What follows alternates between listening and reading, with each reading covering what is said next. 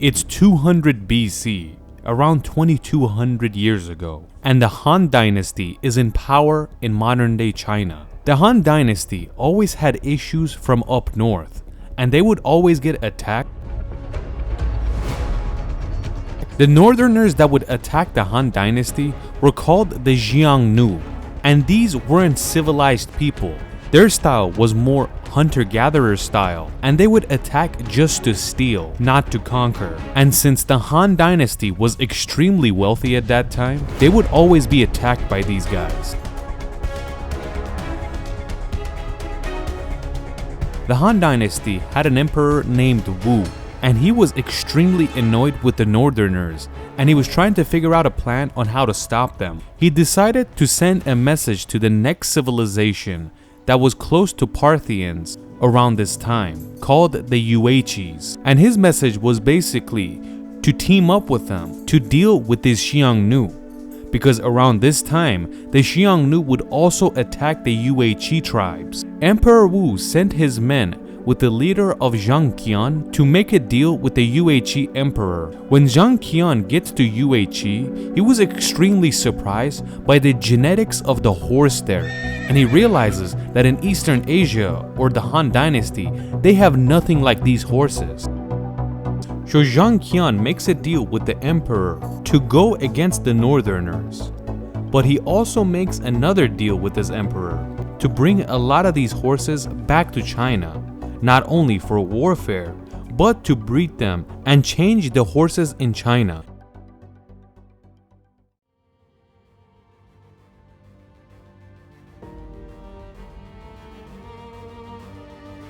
These two empires working together, plus all the horses that were added to the Han Dynasty, they were able to defeat these northerners and push them back.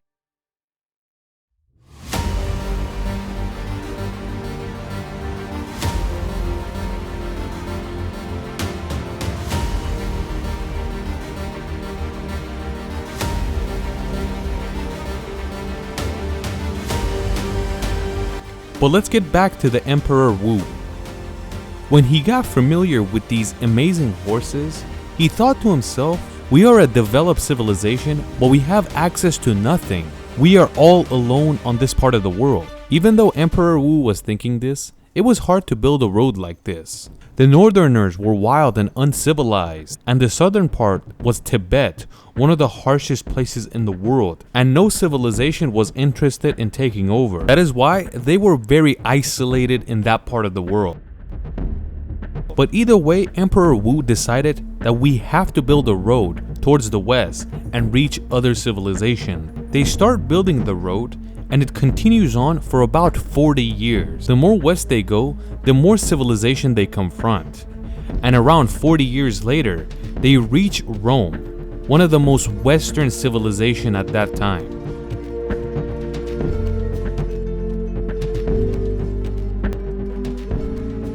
A road was built that was more than 6,400 kilometers, and it passed through every civilization in that era. The Han Dynasty did this, but this wasn't the first road system in the world.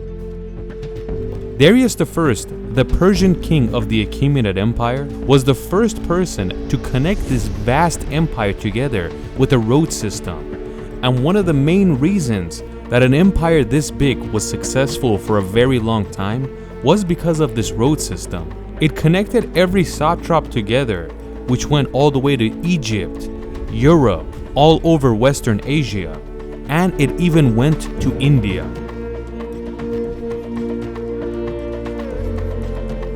Before the Achaemenid Empire, no empire had gotten this big, and the reason for that is they could have made the empire as big as they wanted, but they would eventually lose control very quickly because they didn't have access to the entire area they quote-unquote controlled. But the Achaemenid Persian Empire successfully did that for the very first time.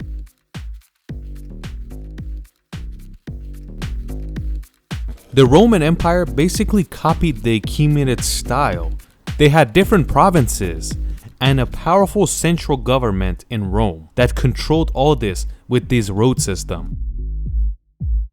When you go 300 years into the future, you get to the Parthian era, And when the Silk Road is being built from the Han Dynasty, it passes through the Parthians, and it goes through every civilized place at that time.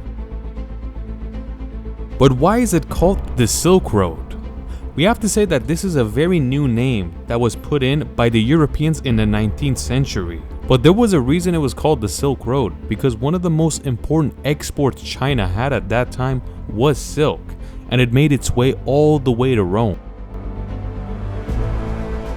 And not only did it improve the economy of China, but it improved every civilization that it passed through, because they would charge a tax for it to pass. And of course, the Parthian Empire would make the most money because it had to go through them. Isn't silk made from silkworms? Wouldn't the Romans and the other civilizations just use the worms to create their own silk? They couldn't, because it was a special way for doing it, and only the Chinese knew this trick. And they were extremely careful to not let this knowledge out, so they can continue doing business and selling silk at a higher price. You could say they owned the copyright to it. Not only did different goods pass through this road, different cultures and knowledge passed through as well. And you could say interesting things that would happen in one civilization will probably make its way to the next, and then the next, and the entire world would know about it. They used these routes for centuries to come, and sometimes they would be used for wars where soldiers would pass through. How was the safety of these routes?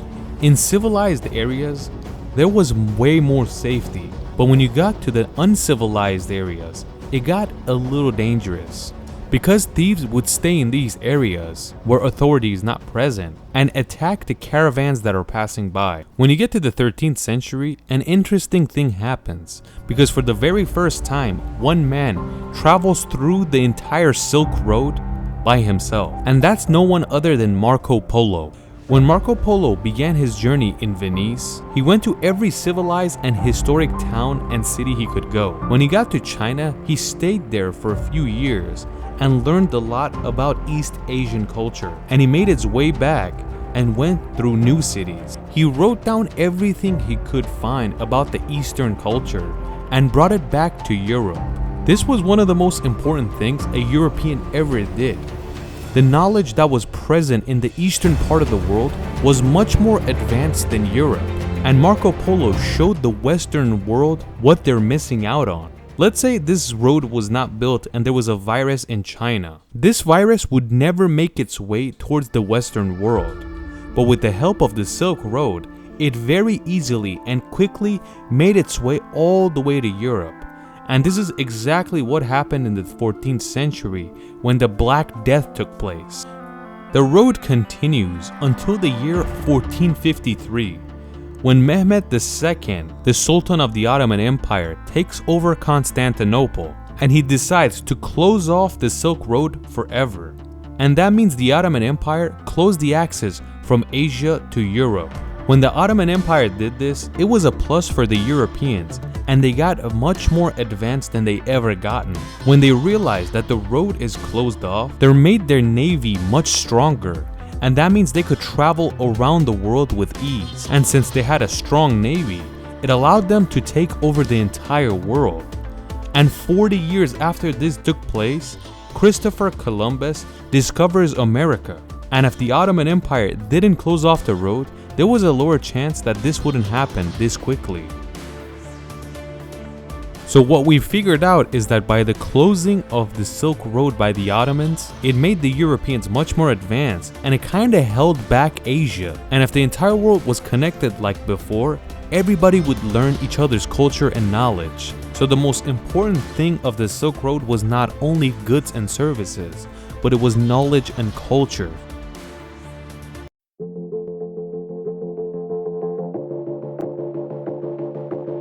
The Silk Road was never opened up again, because you couldn't work with every country that passed through. But the Europeans weren't interested in sharing the knowledge and the goods they had consumed, and that created plenty of wars in the continent itself. In your opinion, what would happen if the Silk Road was never closed off and it was still active to this day? Please comment.